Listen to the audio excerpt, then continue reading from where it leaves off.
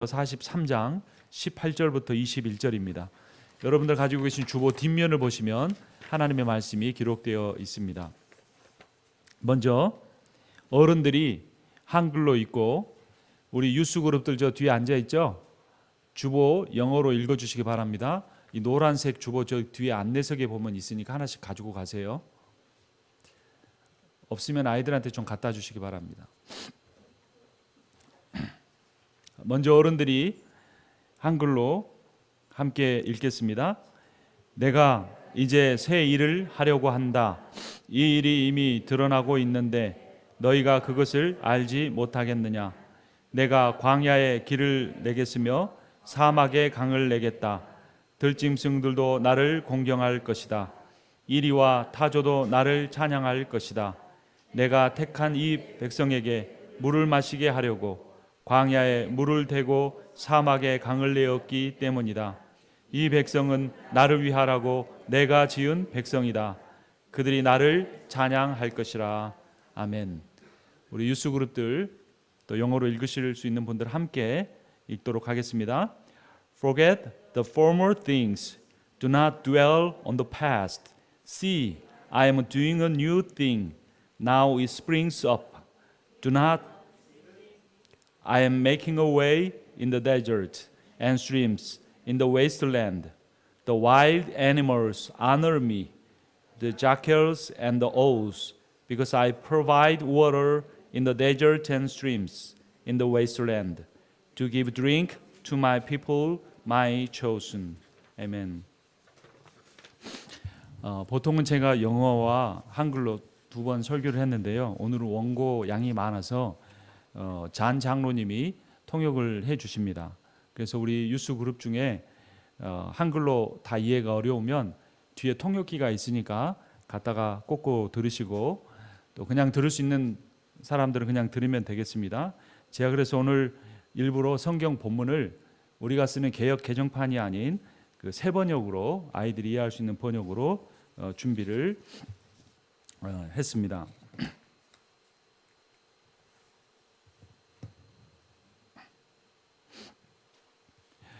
이사야서 43장 18절부터 21절 본문을 통해 우리는 새로워질 것이다 라는 제목으로 하나님의 말씀을 증거하겠습니다. 오늘 드리는 예배가 무슨 뜻이죠? 송구영신 예배죠. 옛것을 보내고 새것을 맞이한다 이런 의미입니다. 2018년 시작한 지가 엊그제 같은데 이제 마지막 날이 되었습니다. 그리고 우리는 2019년을 이제 맞이하게 됩니다. 2018년이 무슨 띠였는지 아세요? 개띠였죠. 2019년은 무슨 띠인지 아십니까? 황금 돼지띠라고 하던데 그게 특별한 의미가 있는지 그건 잘 모르겠습니다. 근데 2019년 새해가 이제 25분 뒤면 우리에게 오는데 그 2019년을 어떻게 하면 정말 새로운 해로 맞이할 수 있을까? 그렇게 하기 위해서 어떻게 해야 될까? 세 가지 것을 알아보도록 하겠습니다. 첫 번째, 우리가 새로운 삶을 살기 위해서는 예수님을 늘 생각해야 한다는 겁니다. 누구를 생각해야 한다고요? 우리 청년 대학생들 애인이요? 누구를 생각해야 한다고요? 예수님을 생각해야 한다고요. 예수님을 내가 깨어있는 시간 내내 생각해야 돼요. 여러분들 하루에 8시간, 6시간 주무신다 그러면 깨어있는 시간이 얼마죠? 16시간, 20시간 이렇게 되겠죠. 그 시간 중에 예수님을 몇 시간이나 생각하세요? 몇 분이나 생각하세요? 그거 생각 안 하고 무슨 생각합니까? 아이고 힘들다. 아이고 바쁘다. 아이고 아프다. 이런 생각하다 보면 예수님을 어느 떤 날은 단 1분도 생각하지 않고 하루를 보내는 때가 있어요. 근데 2019년에는 누구를 계속 생각해야 한다고요? 예수님을 계속 생각해야 한다라는 것입니다. 자, 19절 말씀 우리 함께 읽어보도록 하겠습니다. 뒤에 주보에 있죠. 19절. 근데 여러분들이 어디가 19절인지 잘 모를 수도 있겠는데 내가 이제 그 부분입니다. 내가 이제 새 일을 하려고 한다. 이 일이 이미 드러나고 있는데 너희가 그것을 알지 못하겠느냐? 내가 광야에 길을 내겠으며 사막에 강을 내겠다. 누가 새 일을 하신다고 말씀하십니까? 하나님이에요. 그래요. 내가 그랬는데 하나님이 하신 말씀입니다. 우리가 새 일을 할 수 있는 게 아니고 누가요? 하나님이 새 일을 하신다는 거예요. 여러분 왜 실패한 줄 아시겠죠? 실패했다면 2018년 시작하면서 내가 새롭게 살려고 했는데 누가 하려고 했어요? 내가 하려고 했던 거예요. 내가. 그러니까 금방 지치고 안 된다고 포기한 거예요. 근데 누가 새 일을 하실 수 있다고요? 하나님이 새 일을 하실 수 있다는 겁니다. 하나님은 모든 일을 하실 수 있습니다. 하나님은 사막에 뭘 내신다고요? 길을 내신다고요. 사막에 또 뭐를 흐르게 하신다고요? 강물을 흐르게 하신다는 겁니다. 2019년 우리 교회 표어가 무엇입니까? 한번 따라서 같이 동시에 해보겠습니다. 시작. 신자다운 신자가 되자. 그렇죠. 신자다운 신자가 되자. 신자는 하나님을 믿는 사람들입니다. 이 신자는 지난주 설교 제목에 의하면 신자는 또 뭐라고 표현했습니까? 신부였죠. 신부. 우리는 다 거룩한 신부라 그랬죠. 그래서 2019년 교회 표어는 신부다운 신부가 되자 이렇게 우리가 생각할 수도 있습니다. 신부는 누구를 사랑하는 사람입니까? 그렇죠. 신랑을 사랑하는 사람이에요. 그럼 우리가 신부면 누가 신랑이세요? 예수님. 그럼 우리가 신부면 누구를 사랑해야 돼요? 예수님을 사랑해야 돼요. 2019년에는 누구를 사랑하겠습니까? 예수님을. 그런데 사랑하는 사람 누군지 말하는데 그렇게 무표정하게 하면 사랑하는 것인지 아닌지 헷갈릴 때가 있잖아요. 자, 누구를 사랑하세요? 예수님을 사랑하겠다. 예수님을 사랑하면 모든 일들이 다 새로워질 겁니다. 예수님에게는 참 생명이 있습니다. 예수님에게는 참 기쁨이 있습니다. 그리고 제일 중요한 거, 예수님에게는 사랑이 있습니다. 우리는 다 뭐에 목말랐어요? 사랑에 목말랐어요. 그 사랑 사람에게서 조금 얻을 수 있지만 그걸로 다 채워지지 않아요. 예수님의 사랑으로만 채울 수 있습니다. 시편 84편 6절 8절을 보면 이런 내용이 있습니다. 그들이 눈물 골짜기를 지나갈 때에 샘물이 솟아서 마실 것입니다. 가을비도 샘물을 가득 채울 것입니다. 그들은 힘을 얻고 더 얻으며 올라가서 시온에서 하나님을 우러러 뵐 것입니다. 주 만군의 하나님, 나의 기도를 들어주십시오. 야곱의 하나님, 귀를 기울여 주십시오. 무슨 골짜기를 지나간다고요? 네? 그렇죠. 눈물 골짜기. 눈물 골짜기를 지나가요. 여기서 다 지금 아무도 눈물을 안 흘리고 계시지만 사실은 집에 가서 눈물 흘리신 분들 참 많을 거예요. 우리 청년들도 사실 늘 밝아 보이지만 눈물을 흘릴 때가 있을 거예요. 우리 유스 그룹들은 아직 어쩔지 모르겠지만 배고파서 눈물 흘릴지는 모르지만 다른 이유로 눈물 흘릴까 그거는 잘 모르겠어요. 하지만 다 우리가 눈물 골짜기를 지나가요. 하지만 그곳에서 샘물이 솟아나서 마시게 해주겠다 하나님이 약속하십니다. 어떤 사람에게 주 만군의 하나님 나의 기도를 들어주십시오라고 기도하는 사람에게 하나님이 그 눈물을 닦아주시고 샘물을 마시게 해주신다라는 겁니다. 그래서 첫 번째 우리가 새 일을 행하는데 누가 그 새 일을 행하신다고요? 하나님이 그 일을 행하시니까 누구를 생각해야 된다? 하나님을 생각하며 신랑이신 예수님을 생각하면서 2019년을 보내시겠습니까? 누구를 생각하시면서 보낸다고요? 네, 예수님을 생각하면서. 괴롭다 그러면 곧바로 누구를 생각해야 돼요? 예수님. 외롭다 그러면 누구를 곧바로 생각해야 돼요? 예수님. 분하다 억울하다 그래도 또 누구를 생각해야 돼요? 예수님 생각해야 돼요. 돈 때문에 걱정된다, 학점 때문에 걱정된다 그럼 또 누구 생각해야 돼요? 예수님 생각해야 돼요. 이것만 기억하면 우리에게 문제는 더 이상 문제가 되지 않습니다. 두 번째는 어떻게 해야 새로워지냐면 우리 자신의 가치를 알아야 새로워집니다. 뭘 알아야 된다고요? 가치를 알아야 된다. 가치, 밸류. 내가 어떤 밸류가 있는 사람인지를 알아야 돼요. 21절 제가 읽겠어요. 이 백성은 나를 위하라고 내가 지은 백성이다. 그들이 나를 찬양할 것이다. 이 백성은 우리를 가리키는데 우리를 누가 지으셨다고요? 내가 지은 백성이라고 했으니까 하나님이 지은 백성이라는 겁니다. 나를 누가 만들었습니까? 여러분, 우리를 누가 만들었어요? 부모님이 만들었어요. 이렇게 대답하시는 분도 있는 것 같아요. 그런데 하나님께서 부모님을 통해 나를 만들어서 보내주신 거예요. 그러니까 궁극적으로는 부모님이 아니라 누가 나를 만드신 거예요? 하나님이 나를 만드신 거예요. 이 세상의 모든 것은 누가 만들었느냐에 따라서 가치가 달라져요. 자, 이 핸드폰은 갤럭시예요. 누가 만든 겁니까? 삼성이 만들었죠. 근데 이게 중국 스마트폰이라면 누가 만든 거예요? 뭐 파이어가 만들었든지 아이폰이면 애플사에서 만들었든지 그러겠죠. 근데 누가 만들었느냐, 그 브랜드에 따라서 밸류가 달라져요. 제가 만약 그림을 그려서 이번 선교에 여러분 제가 그린 그림을 사주십시오 하고 이게 벽에다 붙여놓으면 여러분이 얼마나 주고 사실 것 같으세요? 100불? 전혀 안 움직이실 것 같은데 50불? 10불? 제 그림의 가치는 아마 한 5불 가치도 안 될 것 같아요. 그냥 붙여놓기도 좀 그런. 근데 여러분 파블로 피카소가 그린 그림 하나가 얼마인 줄 아십니까? 그냥 여러분 한번 그냥 맞춰보세요. 달러로 하면 얼마 정도 될 것 같아요? 파블로 피카소가 그린 그림 제일 비싼 거. 예? 1,000만 불. 조금 더 불러보십시오. 그림 하나가 1억 8천만 불. 우리나라 돈으로 하면 2천억 원이에요. 2천억 원. 그림 하나가. 근데 그 그림도 제가 봐서는 이게 사람 얼굴인지 뭐 돼지 얼굴인지 알 수 없게 입체파로 다시 재구성해서 그렸어요. 근데 그 그림 하나가 1억 8천만 불이래요. 1억 8천만 불.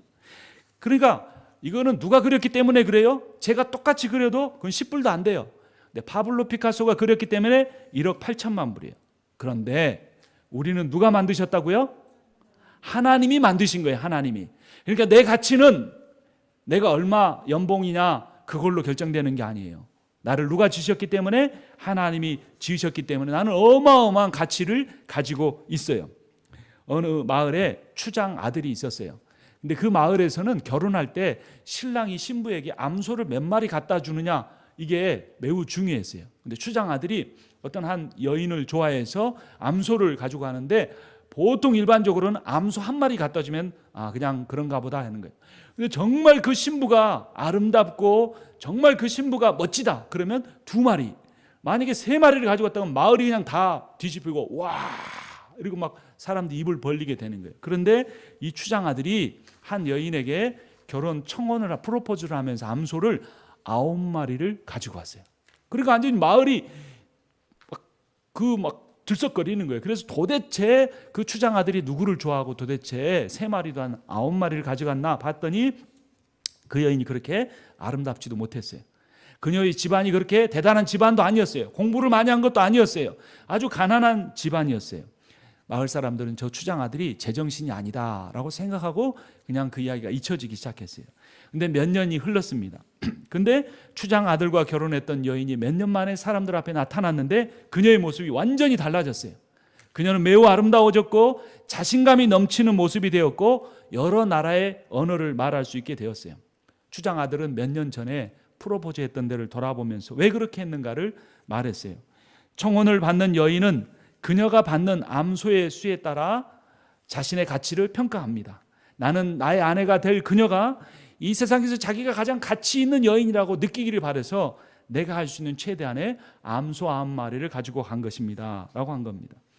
그래서 실제로 추장의 아들로부터 암소 9마리를 받은 그의 아내는 자신의 가치를 높이 여겼고 자신감을 회복했습니다. 그래서 점점점 매일매일 아름다워져 갖고 사랑스러운 사람이 되어 갖고 공부를 열심히 해서 여러 언어를 말할 수 있게 된 겁니다. 그녀는 암소 9마리 때문에 자기가 가난한 집 출신이라는 사실을 잊어버렸어요. 그녀는 추장 아들로부터 받은 암소 9마리 때문에 열심히 공부를 해서 아주 지혜로운 여인이 되었어요. 그녀는 암소 9마리 때문에 열심히 운동을 해서 건강한 사람이 되었습니다. 여러분, 우리의 삶은 어떨까요? 내 주변에는 너무나 힘든 일이 많아. 나는 너무나 외로워. 내 몸은 여기저기 아파.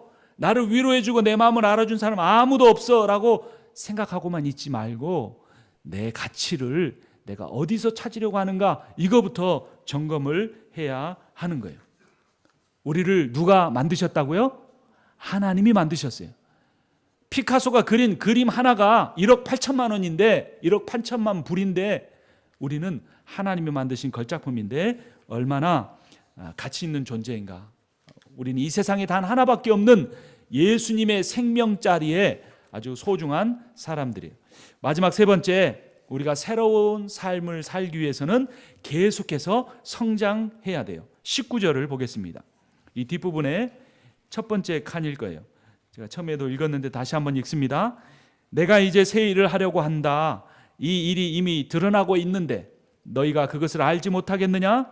내가 광야에 길을 내겠으며 사막에 강을 내겠다.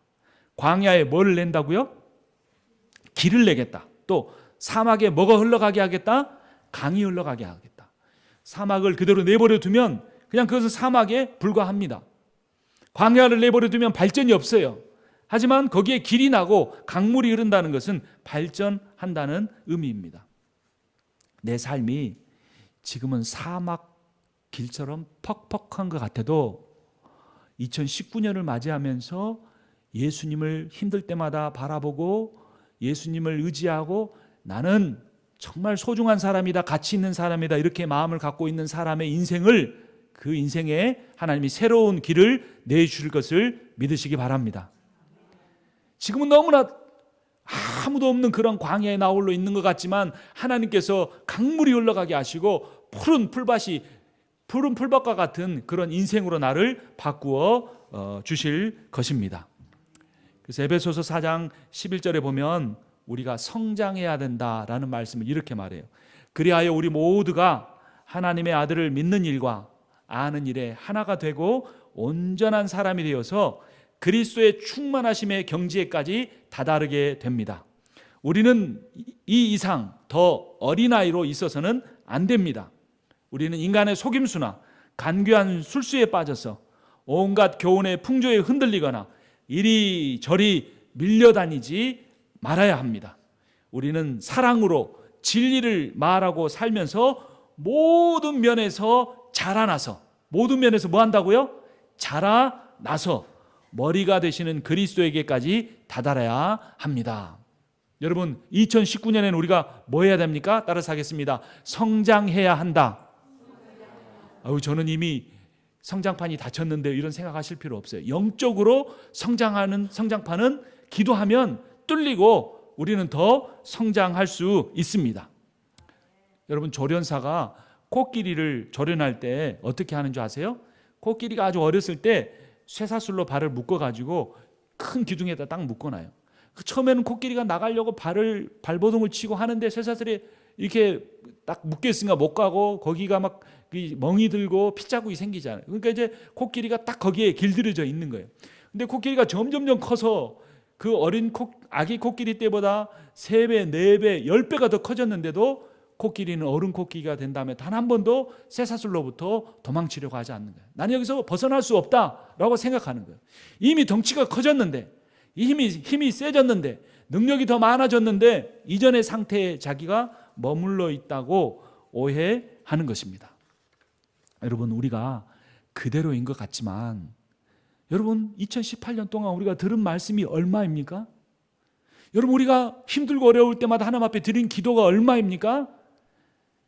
우리의 이 심령에 뿌려진 하나님의 말씀의 씨앗이 반드시 자라나서 열매를 맺을 것입니다. 우리가 눈물을 흘리며 뿌린 기도가 지금은 응답 안 된 것 같지만 내가 탄식처럼 내뱉은 그 기도 한마디도 하나님이 놓치지 아니하시고 반드시 응답하실 것입니다. 그런데 쇠사슬이 묶인 것처럼 나는 여기에 계속 매여 있어, 나는 얽매여 있어, 내 삶은 바뀌지 않을 거야, 이렇게 생각하지 말라는 겁니다. 우리는 성장하고 있습니다. 그리고 무엇보다도 하나님의 말씀을 읽고 기도하는 그리스도인은 반드시 성장합니다. 우리가 2019년에는 성장할 것입니다. 우리는 우리의 죄의 사슬을 끊을 수 있습니다. 우리는 2019년에 성장할 것입니다. 우리의 게으름을 극복하고 부지런한 사람으로 성장할 것입니다. 우리의 연약함을 이기고 강한 사람으로 우리가 변화되어질 것입니다. 이제 말씀을 마치려고 합니다. 로마서 12장 1절에서 2절을 보면 유진 피터슨이 쓰는 메시지 성경으로 보면 이런 내용이 나옵니다. 그러므로 나는 이제 여러분이 이렇게 살기를 바랍니다. 하나님께서 여러분을 도우실 것입니다. 여러분의 매일의 삶, 일상의 삶, 예를 들면 자고 먹고 일하고 노는 모든 삶을 하나님께 헌물로 드리십시오. 하나님께서 여러분을 위해 하시는 일을 받아들이는 것이 바로 여러분이 그분을 위해 할 수 있는 최선의 일입니다. 세상의 문화에 너무 잘 순응하여 아무 생각 없이 닮아가 버리는 일이 없도록 하십시오. 대신에 여러분은 하나님께 시선을 고정하십시오. 그러면 여러분은 성장할 것입니다. 오늘 세 가지를 우리가 살펴봤습니다. 첫 번째, 2019년에 누구를 계속 생각한다고요? 예수님을 생각하는 것. 힘들 때 누구를 생각해요? 예수님. 기쁠 때 누구 생각해요? 예수님. 계속해서 예수님을 생각하세요. 예수님은 나를 사랑하시고, 예수님은 나와 함께 계시고, 예수님은 전지전능하시다 생각해야 돼요. 또 뭘 생각해야 돼요? 나는 어떤 사람이다? 가치 있는 사람이다. 파블로 피카소가 그린 그림보다 훨씬 더 가치가 있는 사람이다 생각해야 돼요. 세 번째, 나는 2019년에 뭐 할 것이다? 계속해서 성장할 것이다. 내가 읽은 말씀, 모든 말씀이 열매를 맺고 내가 하나님 앞에 기도한 모든 기도가 응답될 것입니다. 그래서 우리 모두 2019년에 예수님을 생각하고 그분과 살면서 자신의 소중한 가치를 깨달아 계속 성장하고 변화하는 여러분과 제가 되기를 주님의 이름으로 축원합니다. 기도하겠습니다.